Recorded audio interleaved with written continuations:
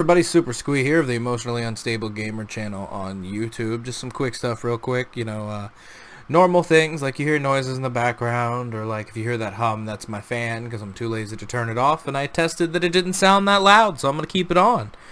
This one, I might take a couple pauses in between some of the stuff that I talk about, just because I'll be reading some of my thoughts originally from posts I made about these things, just because I feel like they're more concise, and they also remind me of some of the stuff I don't remember so well, just because it's mostly albums that I listen to.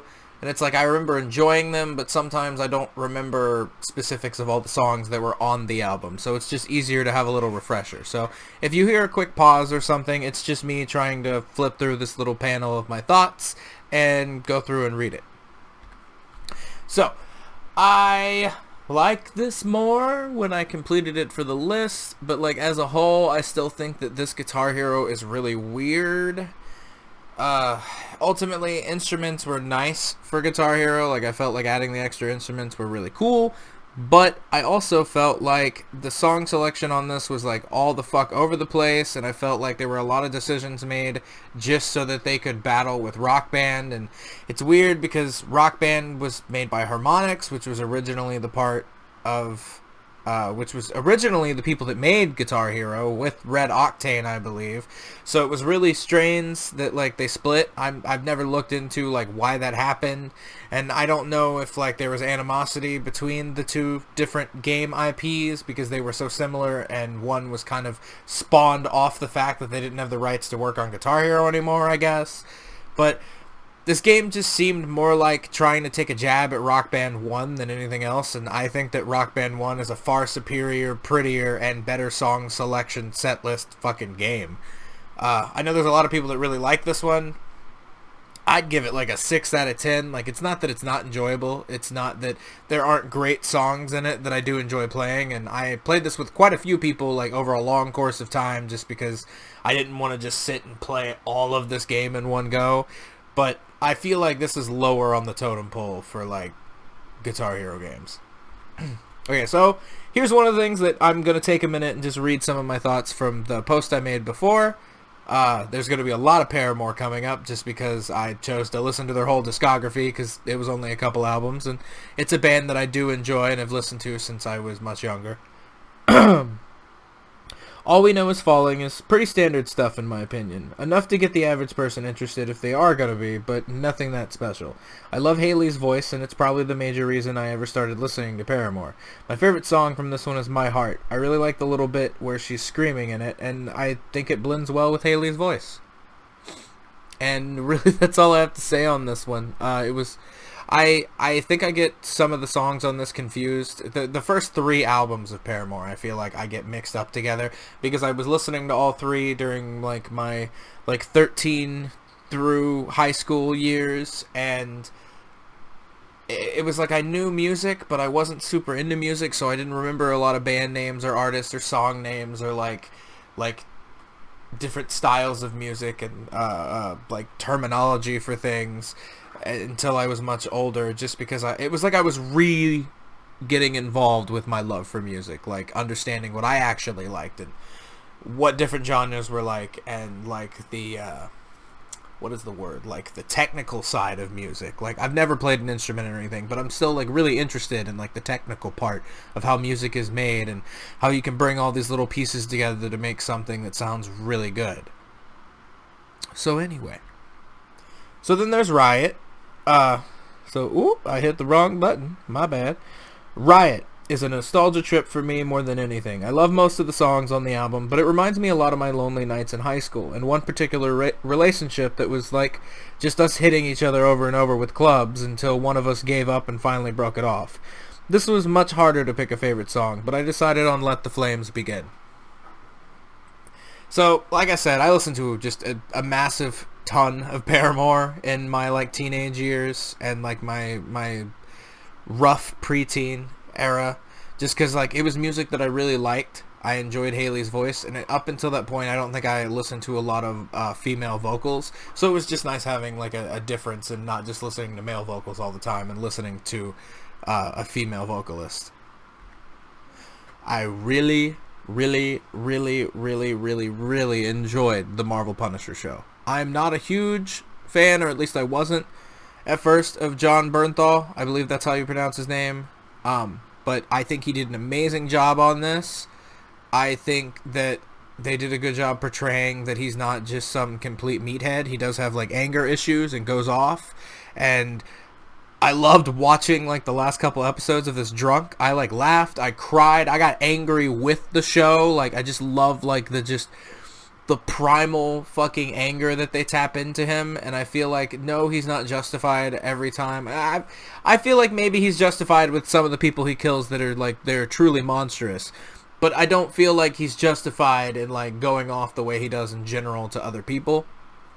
I like the story going on in the background. It's nothing like complicated. Most of these Marvel movies aren't really complicated, and half the time they'll throw out shit that doesn't even make sense in the first place, because I feel like they do it just because they're like, oh, well, we can't let the fans be right, because it's better to have like a twist that makes no fucking sense than for them to have known all along, because we're not great at writing.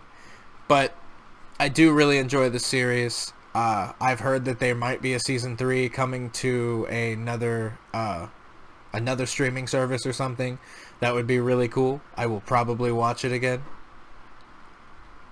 Okay, so this album, I don't know exactly what I said in my post, but if I don't say the thing I'm thinking of right now, then I'll go into that afterwards. And I realized that was like unneeded, like bleh. I feel like Brand New Eyes was a much lighter direction for Paramore, and may have been like a metamorphosis point for them, which would be kind of funny considering the album art, so maybe that's the point. My favorite song from this album is The Only Exception. Ever since I heard it on the radio 6-ish years ago, at this point, like 8-ish years ago,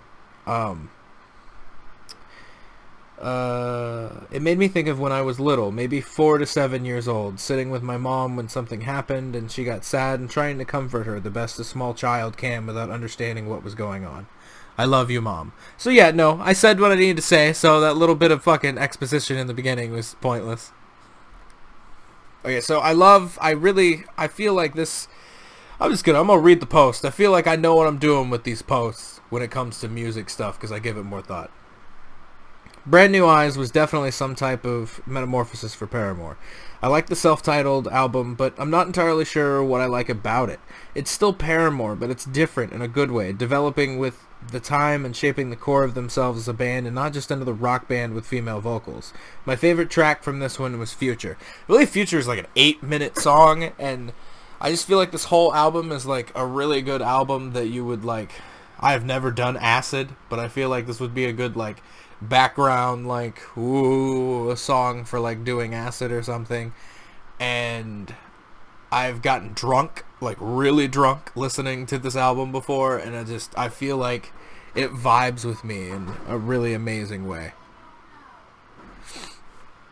Okay, so this game gets ridiculous at the end, because you have to like do these fucking ridiculous phases and grind out some bullshit. But up until the final boss of this game, which the final boss is still, it's cool and fun in ways, and I know it's possible to cheese it, but I didn't cheese it. I just hit my head against the table until I fucking beat it. But the song for that boss is amazing. I love the art style in this, because I like Tetsuya Nomura's art design.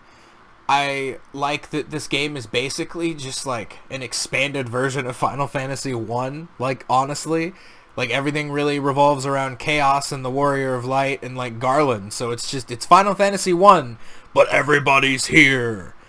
And I thought this was a really cool thing they did at the time. I like the battle system. It's like Kingdom Hearts-esque, but it's got like some Smash elements where it's like, it's not a percentage, but it's like you hit with a certain type of damage, and then when you strike, you have the ability to like absolutely destroy your opponent. And I think that's cool. I am flipping through these bitches pretty fast. I know there's going to be a pause here that's gross, but I need to double check something here, guys. Okay, yeah, I see where I'm going. Okay, so Pokemon Red. I get it's a classic. It's a lot of fun. People love it. It's the first, one of the two first Pokemon games that we got that blew up here and has like made this massive media empire of mass destruction. But it's boring. It's boring, and the dialogue is bleh, and the game does not hold up remotely. I am trying to play. There's still enjoyment to get out of it, and if you really want to see where the series came from, like, you can play it. And I think that personally, it's a better game than Final Fantasy 1, which I also believe, like, if you want to see where the series came from, you know, give it a try. But don't expect miracles and amazement from a game from like the early 1990s.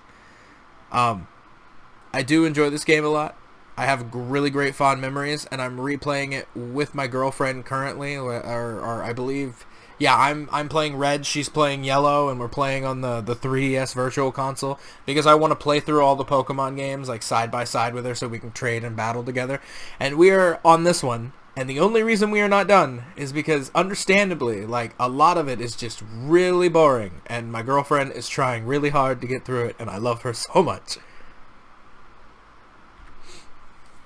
So, I know this is based on, like, a French comic, I believe, that got turned into a cartoon, or it might have been a cartoon that got turned into a comic, something like that, but it's like a French, like, space dude.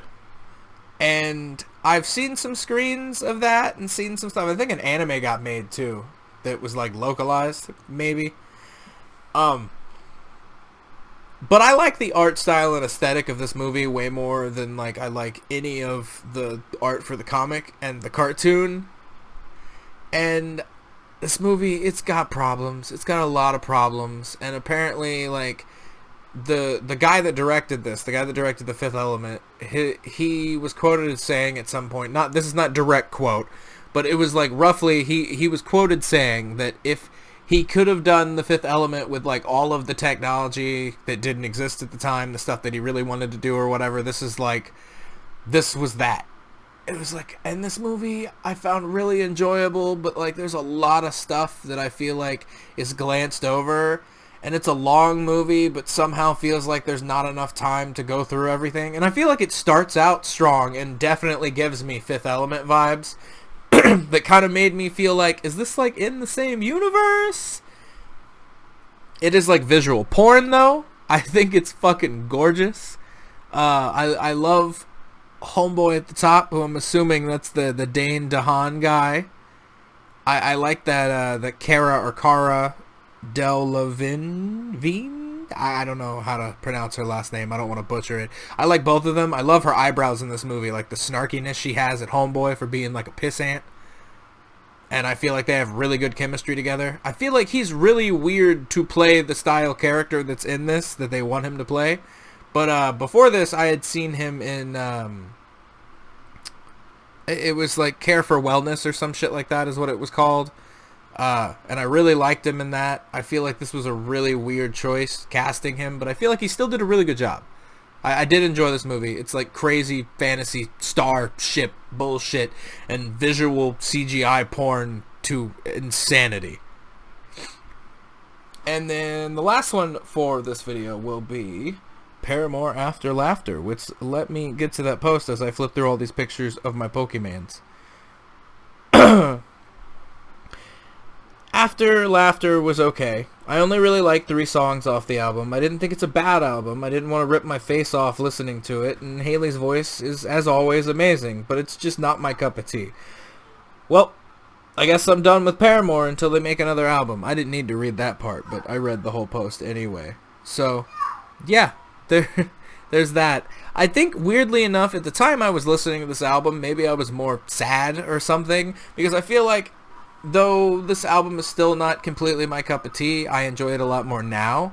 I like what I feel like they were trying to do with this album, and I feel like it's more lighthearted and fun. Like it's a natural progression of the artists as people, like maybe where they are now in life. But yeah, I'm looking at this shiz, and I think that's gonna be it for this video. I'm sorry this one was a little bit like all over the place and there were pauses and shit, but I hope you guys enjoyed, whoever you guys are, and thank you. Bye-bye!